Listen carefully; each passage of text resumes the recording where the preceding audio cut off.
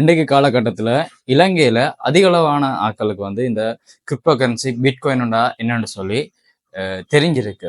இருந்தும் ஒரு சில பேருக்கு வந்து இந்த மாதிரியான விஷயங்கள் என்னன்னு சொல்லி தெரியல. அவங்களுக்கான வீடியோ தான் இது. வாங்க நாங்கள் இப்போ கிரிப்டோ கரன்சிட்ட என்னன்னு சொல்லி பார்ப்போம். வீடியோக்கு போகிறதுக்கு முன்னாடி எங்களோட சேனலுக்கு நீங்கள் இப்போ தான் புதுசாக போகிறீங்கன்னா சேனல் லைக் பண்ணி ஷேர் பண்ணி சப்ஸ்கிரைப் பண்ணி வச்சுக்கொள்ளுங்க. அப்போ தான் நான் போடுற வீடியோஸ் அடுத்தடுத்து நீங்கள் பார்க்கக்கூடியதாக இருக்கும்.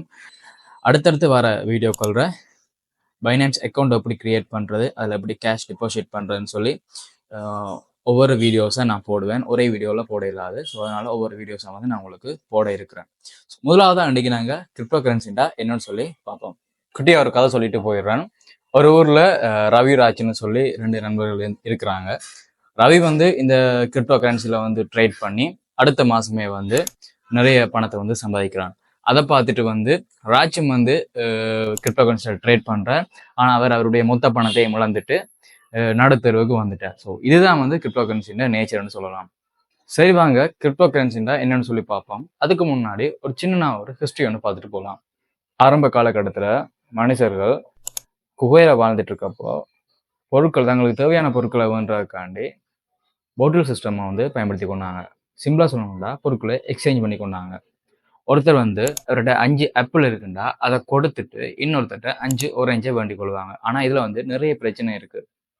முதலாவது பிரச்சனை, என்னட்ட 5 ஆப்பிள் இருக்குதுண்டா அதை வந்து எனக்கு 5 ஆரஞ்சு வந்து வேணும். அப்போ 5 ஆரஞ்சு இருக்கிறவர்கிட்ட போய் இந்த ஆப்பிளை கொடுத்து வேண்டணும்னா அவருக்கு வந்து இந்த 5 ஆப்பிள் வந்து தேவைப்பட்டா தான் அவர்கிட்ட நாங்கள் வந்து அந்த 5 ஆரஞ்சு வந்து மாற்றிக்கொள்ளக்கூடிய மாதிரி இருக்கும். இதுல வந்து பிரச்சனை ஏற்பட்டுச்சு. ரெண்டாவது பிரச்சனை என்ன பார்த்தீங்கன்னா, ஒரு ஆப்பிளை கொடுத்து இன்னொரு ஆரஞ்சை வேண்டுறோம்னா ஒரு ஆப்பிள் இன்னொரு ஆரஞ்சுக்கு எந்த அளவு சமமா இருக்கு, அந்த வேல்யூவை நாங்கள் கணக்குறது வந்து கஷ்டமா இருந்துச்சு.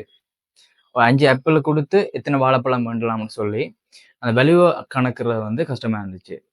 மூன்றாவது பிரச்சனை டிரான்ஸ்போர்ட்டேஷன். எல்லா எக்ஸ்சேஞ்சுக்குமே டிரான்ஸ்போர்ட்டேஷன் வந்து பெரிய சிக்கலாகவே இருந்துச்சு. இதுக்கப்புறம் வந்து கிமு 110 வந்து மனிதர்கள் நாணயங்களை பயன்படுத்த ஆரம்பிச்சார்கள். கிபி 150 வந்து தங்க நாணயங்களை பயன்படுத்த ஆரம்பிச்சார்கள்.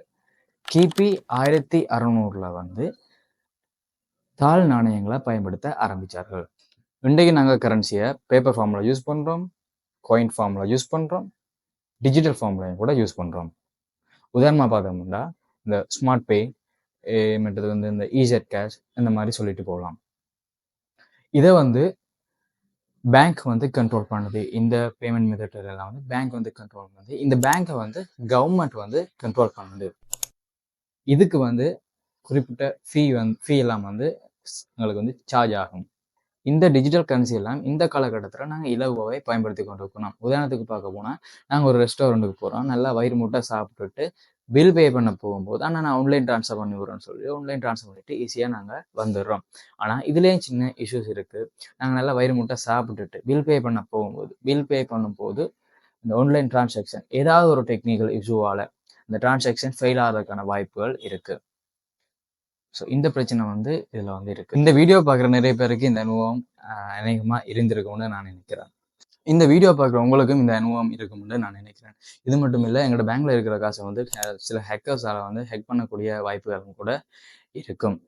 அதோட நாங்கள் கேஷை வந்து வித்ட்ரா பண்ணியிருக்கேன், சரி டெபாசிட் பண்ணியிருக்கேன் வந்து சில லிமிட்ஸ் வந்து இருக்குது.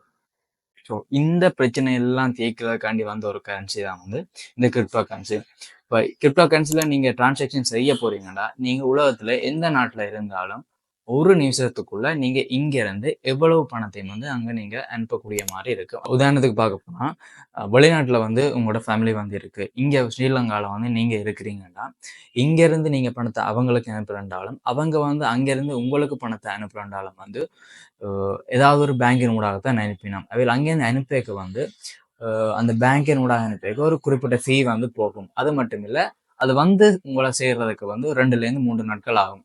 ஸோ இந்த பிரச்சனையெல்லாம் தீர்க்கிறதுக்காண்டி தான் இந்த கிரிப்டோ கரன்சி வந்து வந்தது. இப்போ நீங்கள் உலகத்திலே எந்த நாட்டில் இருந்தாலும் ஒரு நிமிஷத்துக்குள்ள நீங்கள் உங்களோட வாலெட்டில் இருக்கிற காசை அடுத்தவங்களோட வாலெட்டுக்கு நீங்கள் குயிக்காக ட்ரான்ஸ்ஃபர் பண்ணலாம், லோ ஃபீயில்.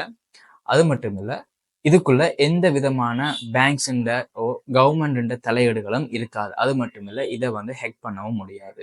உலகத்திலேயே முதலாவதா வந்த ஒரு கிரிப்டோ கரன்சின்னா பிட்காயின். பிட்காயின் வந்து நீங்க கேள்விப்பட்டிருப்பீங்க அநேகமா எல்லாருமே. நான் முன்னாடியே சொன்ன மாதிரி இது வந்து இண்டிபெண்டா ஒர்க் ஆகுது. அப்புறம் இது little and no transaction fee. அப்புறம் freedom for anyone to use. யார் வேணாலும் நீங்க யூஸ் பண்ணக்கூடியதா இருக்கும். அப்புறம் இன்டர்நேஷனல் டிரான்சாக்ஷன் வந்து ரொம்பவே ஃபாஸ்டா நடக்கும். இதோட ஃபியூச்சர் எப்படி இருக்குன்னு சொல்லி பார்ப்போம். 2030ல 25% மேலான நாடோட கரன்சிஸை வந்து இது ரீப்ளேஸ் பண்ண போதும்னு சொல்லிடணும். அது மட்டும் இல்லை, இப்போ வந்து பார்த்தீங்கன்னா யூஎஸ் கவர்மெண்ட் கூட இதுக்கு வந்து அப்ரூவல் கொடுத்துட்டு சொல்லலாம்.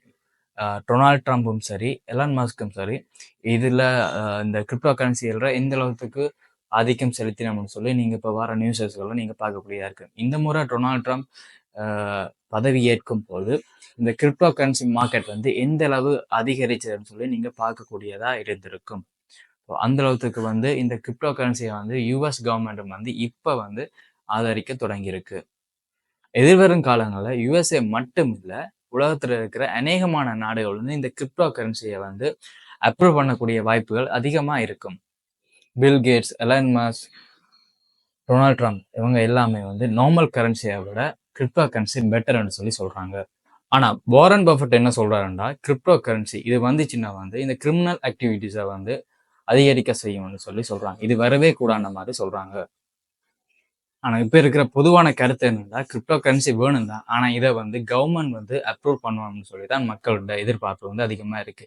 இப்போ வந்து அமெரிக்கன் கவர்மெண்ட் வந்து இதுக்கு ஆதரவு அளிக்க தொடங்கி இருக்கு. இனி எதிர்வரும் காலங்களில் எல்லா நாடுகளையும் வந்து இதுக்கான அப்ரூவல் கிடைக்கிறதுக்கான வாய்ப்பு வந்து அதிகம் இருக்கு. ஸோ இது வந்து ஃபியூச்சருக்கு எங்களுக்கு ஒரு பெனிஃபிட்டா இருக்கும்னு நினைக்கிறோம். இதுவரைக்கும் இலங்கைக்கு வந்து கிரிப்டோ கரன்சியை பயன்படுத்துறதுக்காக கவர்மெண்ட் எந்த விதமான அனுமதியும் வந்து கொடுக்கல. ஆனா இது வரைக்கும் அநேகமான ஆட்கள் வந்து இந்த கிரிப்டோ கரன்சியை பயன்படுத்தி கொண்டு தான் இருக்கிறாங்க, ட்ரேட் பண்ணி கொண்டு தான் இருக்கிறாங்க. கூடிய சீக்கிரம் அநேகமான நாடுகளில் வந்து இந்த கிரிப்டோ கரன்சி வந்து பாவனைக்கு வரும் என்றும் எதிர்காலத்தில் நாங்கள் எதிர்பார்க்கக்கூடிய மாதிரி இருக்கும். இந்த வீடியோ உங்களுக்கு பயனுள்ள வீடியோவாக இருக்கும்னா எங்களோட சேனலை வந்து லைக் பண்ணி ஷேர் பண்ணி சப்ஸ்கிரைப் பண்ணி வச்சுக்கொள்ளுங்க. அப்போ தான் நான் போகிற அடுத்தடுத்த வீடியோஸ் வந்து உங்களுக்கு அப்டேட் ஆகும். அடுத்த வீடியோவில் வந்து நாங்கள் பினான்ஸில் எப்படி அக்கௌண்ட் ஓப்பன் பண்ணுறது, எப்படி கேஷ் டெபாசிட் பண்ணுறது, இந்த மாதிரியான விஷயங்களை நீங்கள் அடுத்த வரும் காணொலிகளில் காணக்கூடிய மாதிரி இருக்கும். நான் வினோ, இது உங்கள் வியூ வினோ. மறக்காமல் சேனலை சப்ஸ்கிரைப் பண்ணி வச்சுக்கொள்ளுங்க. அடுத்த வீடியோவை நான் உங்களை